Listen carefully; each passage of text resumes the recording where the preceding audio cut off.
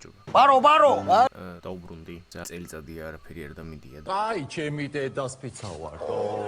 და მინდა რომ ახლა დაუბრუნდე ჩემი ერთ-ერთი ყველაზე საყვარელი სუპერგმირის და ჩემი ერთ-ერთი ალბათ ამ წლების ერთ-ერთი ძამბური დამუწყებელი ლაპარაკი. მოკლედ ამ ბოლო დროის ალბათ საუკეთესო სუპერგმირ კინოზე უნდა ვისაუბრო რა.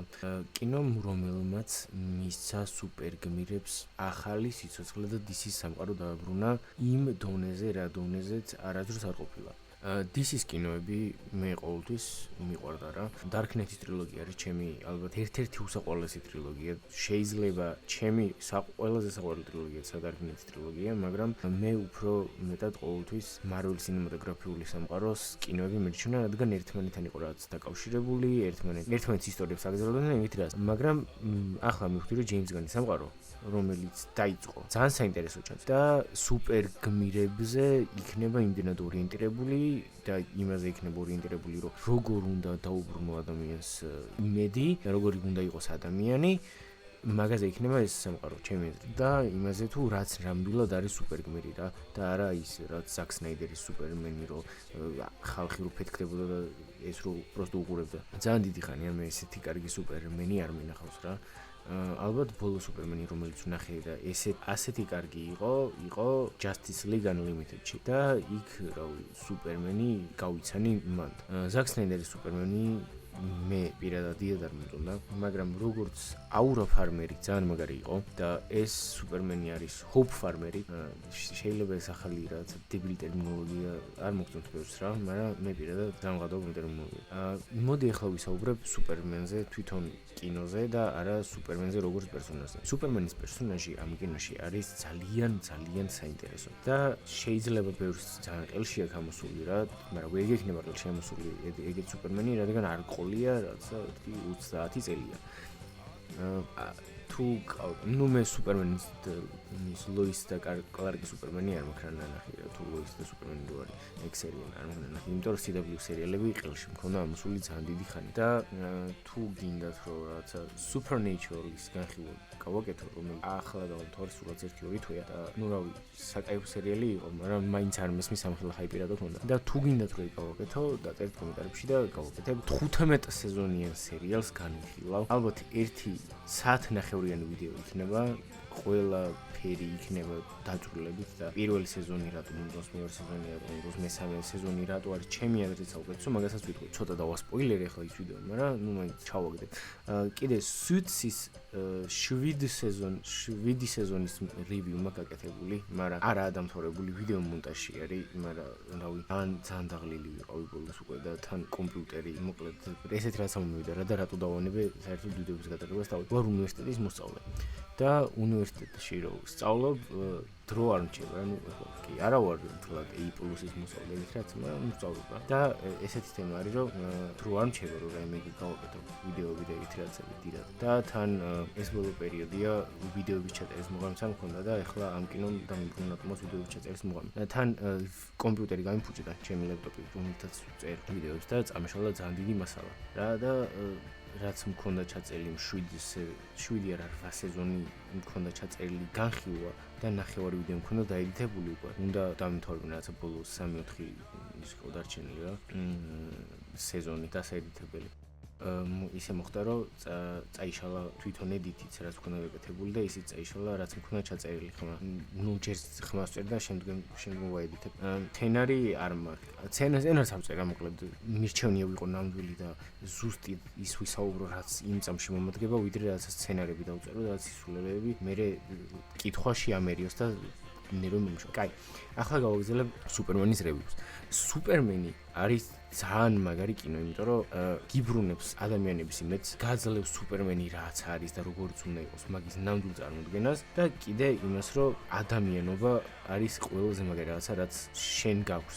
ანუ ადამიანი როცა ხარ, გიყვარს ყველა და ყველაფერი და გძულს ბევრი რამე, მაგრამ გაგაჩნია ემპათია. ანუ სუპერმენმა გადაარჩინა ელემენტარულად პატარა ციყვი შუა ბრძოლისას. ანუ ჩემი სუპერმენი არის ეგ რა და არა ის რომ მე ეხლა უნდა გავუფრინდო ზემოთ და უნდა გადმოხედო დედამიწას და თვალებიან ლაზერს უსვრი და ჰაერს რო უბერო ვიყინებ ყველაფერი. ანუ ეგ ანუ სუპერმენის ძალები არ არის სუპერმენი, ეს სუპერმენის ყველაზე დიდი პლუსი და ყველაზე საინტერესო ნაწილი არის ის, რომ ის არის უცხო პლანეტელი, ჩამოვიდა დედამიწაზე, გაზარდეს ადამიანებმა და შემდგომ ისწავლა ადამიანობა და არის ყველაზე ადამიანური ადამიანი, ვინც კი არსებობს. ანუ უბრალოდ ბიჭი არის კანზასიდან, რომელსაც უნდა რომ დაიცვას ყველა, რადგან გააჩნია ამის საშუალება. მე სპაიდერმენი იმიტომ კი არ მიყვარს, რომ დაფრინავს და დაფრინავს რა ჰაერში ქსელები მიცურავს თუ რაც ქვია. ანუ ეგ არ არის რა, ჩემი საყვარელი თუ ისევა სპაიდერმენში ჩემი საყვარელი თუ ისევა ის არის, რომ არ ნებდება, რამდენი წინაღობას არ უნდა კონდეს ყოველთვის ცდილობს რომ გადაარჩინოს ადამიანები და არის საყვარელი პერსონაჟი, იმიტომ რომ შეუძლია იყოს ადამიანები.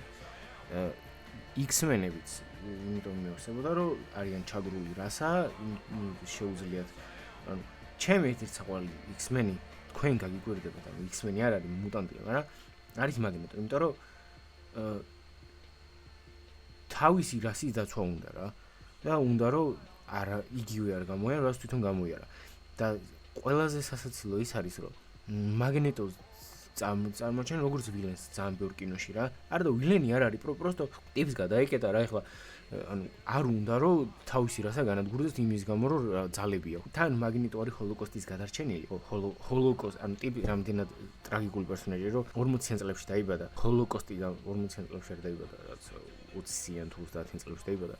ჰოლოკოსტი გამოიარა ბავშვმა გამოიარა ჰოლოკოსტი და მერე შემდეგ მოვიდა ისეთი რაღაცა, რომ მუტანტი არის და ეხლა მუტანტობის გამო შვებიან ამცირებენ და უნდათ რომ მაგის რასა განადგურდეს. და სუპერმენში მე იმას ხედავ, რომ უნდა რომ იყოს ადამიანი და არის ანუ ძალიან კარგი კინო იყო და ჩემი რევიუ ეხლა იწყება რეალურად. ანუ 8 წუთი რასაც ფუტკუტებდი და დებილოს ვთვალე. მაგრამ შესავალი იყო საინტერესო ჩემი აზრით და ალბათ წარმოდგენა შეგიქნებინით რა კუთხით ვუყურებ მე ამ კინოს და როგორ მაინტერესებს და როგორი წარმოდგენა მაქვს მე ამ ყველაფერზე. კაი, პირველი ნაწილი იქნება ალბათ პლოტი. პლოტი ამ კინოს ქონდა საკმაოდ საინტერესო, მაგრამ არაფერი გასაგიშებელი. ანუ მე პლოტის გამო თუ ვუყურებ კინოს ვაჯვალ და ვასხობულობდე თუ არ მომწონა პლოტი და თუ რაიმე განსაკუთრებული არ იყო. მე ამ კინოს პლოტის გამო არ ვუყურე, მე ამ კინოს ვუყურე ემოციების გამო რა. და ამიტომ პლოტის გამო თუ ვუყურებთ ვინმე ამ კინოს მე არ გიჩვენთ რომ ვუყუროთ. ანუ პლოტი არ არის ამ კინოს თავარი, ამ კინოში თავარი არის ის რომ შეიგზნო ემოციები და მიიღო მესიჯი რაც აქვს. კიდე პლოტი არის ძალიან მარტივი რა. არის ლექს ლუთორი, არის სუპერმენი, ლექს ლუთორს უნდა რომ სუპერმენი გაანადგუროს და ცდილობს მთლიანი სამყარო ან დაჟე ტიპი ყველაფერს აკეთებს იმისთვის სუპერმენი გაანადგუროს და ლამის მთლიანი სამყარო გაანადგუროს მაგის გამო. კაი, ეს მარტივი ნაწილი გავი. პლოტი ჩემი აზრით არის 6 არა, მოდი 7 იყოს. 7 არის პლოტი 10-დან ჩვეულებრივი ცუდი ტიპის პლოტი არის, ან ცუდი ტიპი versus კარგი ტიპი. კიდე ეხლა მეორე ნაწილი. მეორე ნაწილი არის პერსონაჟები. აი ამ ნაწილში მე ამ კინოს მივცემდი 10-დან 9, რადგან ყველა პერსონაჟი რაღაც დონეზე 2 საათიან კინოში არ დარჩა პერსონაჟი, რომელიც რაღაც დონეზე არ განვითარდა რა და რაღაც დონეზე არ გავიცანით. მისტერ ტერიფიკი არის ჩემი აზრით საუკეთესო პერსონაჟი ამ კინოში, რომელიც გავიცანით. ნუ ეხლა მე Justice League Unlimited-ში იყო თუ არა, არ მახსოვს, მაგრამ წესით იყო Justice League Unlimited-ში. მისტერ ტერიფიკი და კიდე Arrowverse-ის სერიალში იყო, რომელიც დაახლოებით მაგ პერიოდში დავანებეთ, რადგან ცოტა იყო დებილი სეზონები წამოვიდა, მე Flash-ის და Arrow-ისი, მაგრამ არ მინახავს და ამიტომ თავს ვერ დავდე მაგაზე და Arrow-ს მე-6 სეზონი თუ მე-5 სეზონი ვისაც გიყვართ not my fault რა. უკვე ყელში მქონდა მოსული ეგენი, იმიტომ რომ მე-4 სეზონი ძალიან ცუდი იყო Arrow-ს, როგორც მახსოვს, დემიან დარკი სეზონი რო იყო. ეგ არ მომწონა კატასტროფულად და ის რაცა Felicity-ის პლოტები და ეგეთი ისინი რა, ანუ არ შემეძლო. და კიდე Flash-ის მე-4 სეზონი არ მომწონს საკმაოდ და არც მე-5 სეზონი არ მომწონს საკმაოდ, იმიტომ რომ მე-4 სეზონში Thinker-ი რო არის ეგ კარგი ვილენია, მაგრამ ჩემი აზრით ცოტა შუა სეზონში აურიეს და მე-5 სეზონში რო ნორა იჩითება მაგ სეზონმა იმენა დამღალა. რასაც ქვია დამღალა. ეგეთი მოსაწყენი სეზონი არ მინახავს კარგახანი და ციკადას პლოტი იყო კატასტროფა. მაგრამ მე ვიცი რომ თოუნი იჩითება და ეგეთი რაღაცები და უკვე თოუნი მე რამდენიჯერ უნდა გამოიყინონ, აღარ შემიძლია რა და ამიტომ არ მინდოდა მაგის ყურება. კაი. მისტერ ტერიფიკის პერსონაჟი იყო ჩემი აზრით ერთ-ერთი საუკეთესო პერსონაჟი, რადგან ანუ ხო არიან ისეთი პერსონაჟები, რომლებიც ძალიან ჭკვიანები არიან რა და ეს ძალიან ჭკვიანი კი არის, მაგრამ ადამიანობა არ აქვს დაკარგული მაგის გამო რა. ეხ ზოგიერთი პერსონაჟი, რომელიც ძალიან ჭკვიანი არის რომ მე შენზე ჭკვიანი ვარ და რატო მე კამათები და ეგეთ როლები და მე შენ ადამიანი ხარ, უბრალოდ მე გენიოსი ვარ და ანუ ძალიან high ego ეგენი არიან რა. ამიტომ მისტერ ტერიფიქს ეგ არ ქონდა პირიქით, ძალიან ადამიანური იყო, ძალიან ემოციური იყო, ძალიან სასიამოვნო საყურებელი იყო, ამიტომ მისტერ ტერიფიკი არის ჩემი აზრით ერთ-ერთი 10-დან 10 პერსონაჟი. სუპერმენის პერსონაჟი იყო ჰოუპ კორი, იყო ჩვეულებრივი მე შენ გადაგარჩენ, რადგან მე ვარ ადამიანი და მე უნდა იყო ის, რომელიც გადაარჩენს ყველას და ყველაფერს და მე შემიძლია ეს. ანუ ტიპი იყო გოუთი, ჩვეულებრივი გოუთი იყო. ესეთი კარგი სუპერმენი დიდი ხანი არ მინახავ. სუპერმენის და კლარკის შორის განსხვავებები როგორი ნათელია და როგორ ანუ მეც კი ხანდახან მეთქი ეს ერთი და იგივე ტიპი რანაირად არის ეგ ქონდა რა. იმიტომ რომ თმა ძალიან ბევრ ხმა ძალიან ბევრ ანუ let's start it to Kronkoid to რაღაც ეგეთი მომენტი რო არის ზუსტად ერი ფრას ვერ გავაკეთებ, იმიტომ რომ ანუ ერთხელ ვნახე კინოთეატრში დაახლოებით 2 დღის წინ ჩავსვამერე აი აქ მომენტს ახლა. But Cronkite? Superman. Miss Lane. რა მომენტს ვამბობ, ანუ ხმა იმდენად განსხვავებულია სუპერმენსა და კლარკ შორის, რომ შენ დაიჯერებ, რომ ვერ ხვდებიან, რომ მართლა კლარკი არის რა. და ის ჰიპნო კლასები და ეგენი კი ძალიან ეგეთია რა, ანუ არ არის პლოტჰოლი როგორც ბევრს გონია ხოლმე. კიდე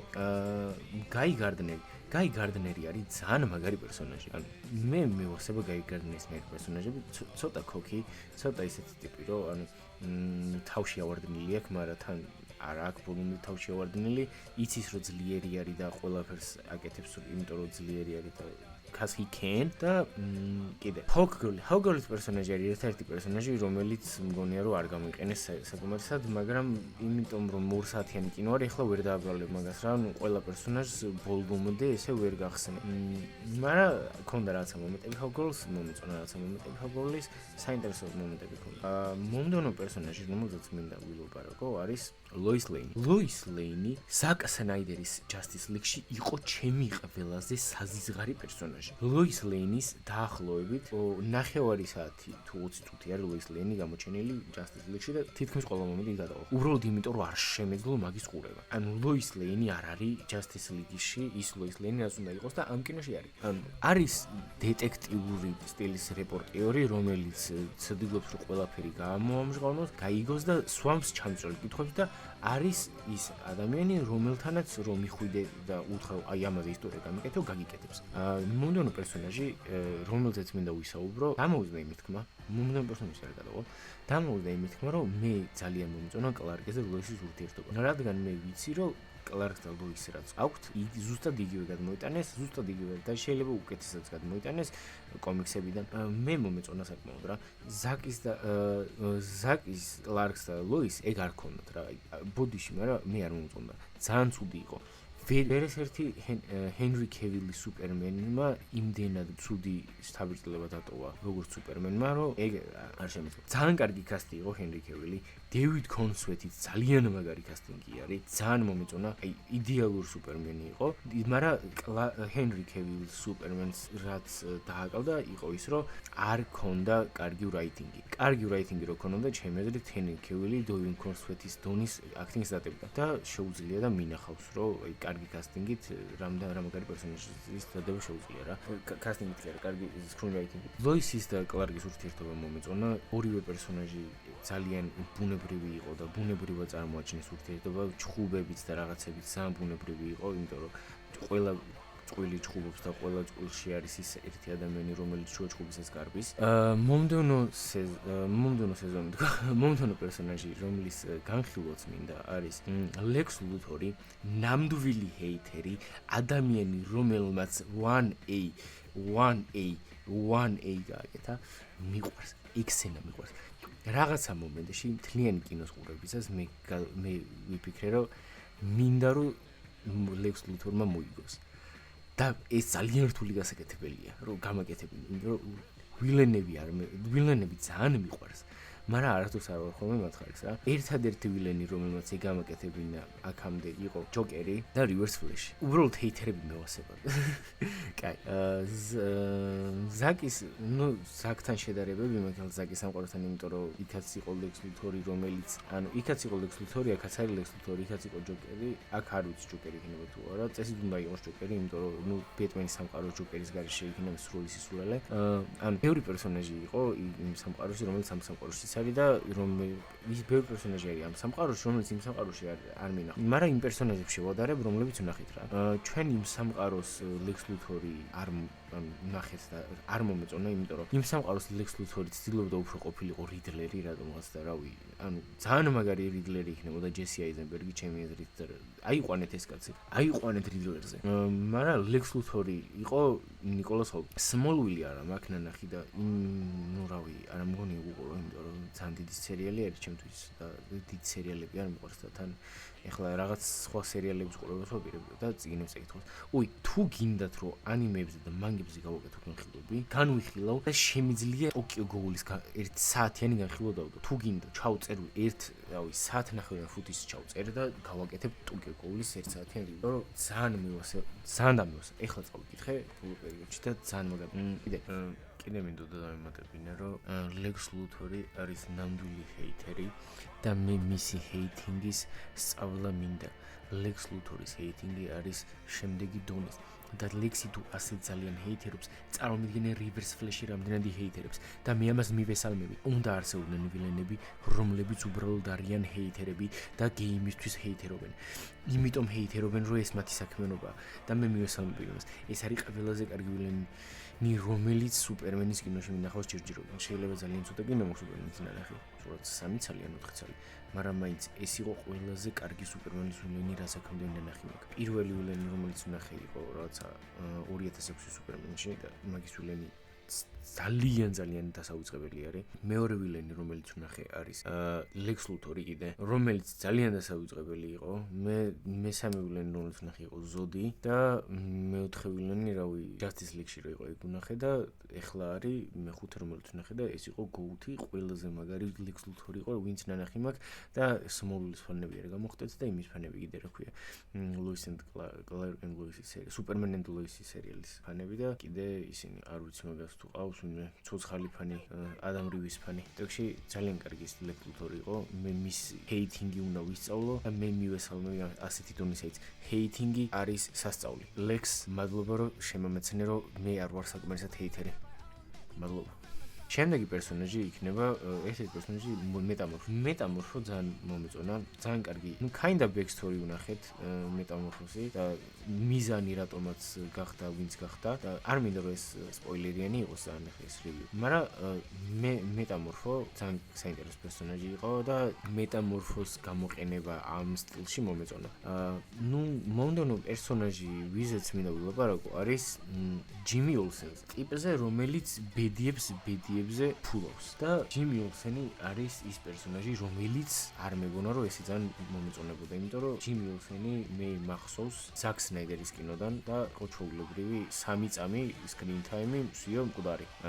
და ახლა კომიქსების ეგეთი დიდი მკითხველიც არა ვარ, რომ ჯიმი ოლსენის რაღაცები თუ ჯიმი ოლსენს ეწევი რა სუპერმენის კომიქსები რო წავიკითხო და ჯიმი ოლსენს რო დავაკვირდი ეგრე ძალიან და ჯიმი ოლსენთან ურთიერთობა და ით რაც კომიქსები სუპერმენის არ დამიგითხავს, მაგას ვაღიარებ და უბრალოდ მე მქონდა Justice League Unlimited ნანახი, Justice League-იც მქონდა ნანახი და მომწონდა მანდაც და კიდე კინოები რო არის DC-ის animated კინოები რო არის, მანდან მყავს, მანდან ვიცი, მოკლედ მომდევნო პერსონაჟი, რომელიც აღნიშნაც მინდა, არის Engineer-ი და მე პირადად Engineer-ის მიმართ ჰაიპი რამდენიც არის, მაგას ვერ ხვდები რა.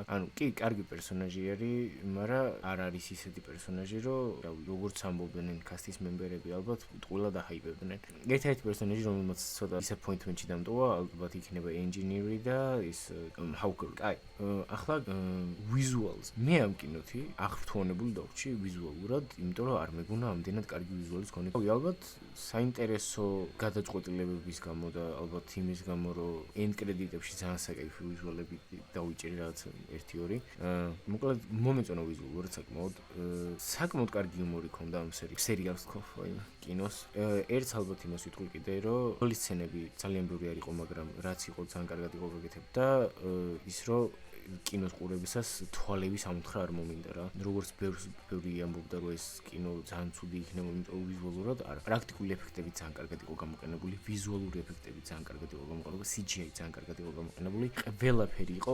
მე ამ კინოში მუსიკამ, როგორც ჯეიმს განის ყველა კინოში, აღმოფრთოვანა. ფანკ როკერი ძალიან კარგი არის, ფან რო არის, ეგეც ძალიან კარგი არის და სუპერმენის თემი ძალიან კარგი არის, მაგრამ ლექს ლუთორის თემი და აი ლექს კორპის თემი არის გენიალური, ხელები ამიწევია, ეგეთი მაგარი სუპერვილენის თემი კარგახანი არ მომის. საბოლოო ჯამში მე ამ კინოს 9 ქულას მივცემდი 10-დან, იმიტომ რომ 10-დან 10 არ არის, რადგან რაღაცა პრობლემები აქვს ამ კინოს, რაც შეიძლება ყურებისას აღმოჩნდა და მეც აღმოჩინე რაღაცა პრობლემები, მაგრამ უფრო მეტად სპოილერული იქნება რომ თქვა, ჩემი ერთ-ერთი მთავარი პრობლემა კინოს ყურების შემდგომ მიხვდებით, რაც იქნება, რომ სუპერმენის მშობლებზე რაღაცა ნაწილი, ეგ მე არ მომწონა. ერთადერთი out of lore რაღაცა არის, რაც გააკეთა ჯეიმს განმა ვიდეო და მომწონა. ერთადერთი არ არის, კიდე რაღაცა out of lore რაღაცები და შეცვლილი ალგორითმის მხრივ. მაგრამ არ უშვებს. ეგ დარჩენი მომწონა, მაგრამ აი ეს ნაწილი არ მომწონა და კიდე არ მომწონა, მაგრამ სპოილერული არ იქნება. სპოილერული. რავი, რაც არ მომწონა, ეს რეალურად სპოილერული არის, მაგრამ ისეთი რაღაცები არის პატარა რაღაცები არის, რომ მაგაზე თორეთა ხუჭა შეიძლება. მაგრამ აი ის რაც არ მომეწონა და რაც თქვი რომ მშობლებთან დაკავშირებული სუპერმენისაზე, ეგ მართლა ძალიან ისეთი იყო რა. ჩემი რევიუ აქ მორჩა. ალბათ ეს ვიდეო ხო დაიჭრება. 26 წუთიანი არის ჩვეულებრივად რო მასალა რაც არის, მაგრამ ეს დაიჭრება და 1-20 წუთზე ჩამოვიყვანა. მოკლედ ძალიან დიდი მადლობა რომ 20 წუთის განმავლობაში ჩემს ბლუგონს უსმინეთ. ძალიან დიდი მადლობა რომ ეს ვიდეო ნახეთ რაღაცა 1 წლიანი პაუზის შემდეგ და იმედია დარჩებით ჩემ არხზე და უყურებთ შემდეგ ვიდეოებს. თქვენთან ვიყავი მე, გიორგი. ძალიან დიდი მადლობა რომ უყურებთ ჩემ არხს და ჩემს ვიდეოს. გთხოვთ დალაიქეთ, გამოიწერეთ არხი და დაელოდოთ მომდევნო ვიდეოებს. აბა peace, ciao. La la la la la la. La la la la la la. La la la la la. La la la la la la. La la la la la. Yeah. La la la la la la. La la la la la. Utsnabi, secondo.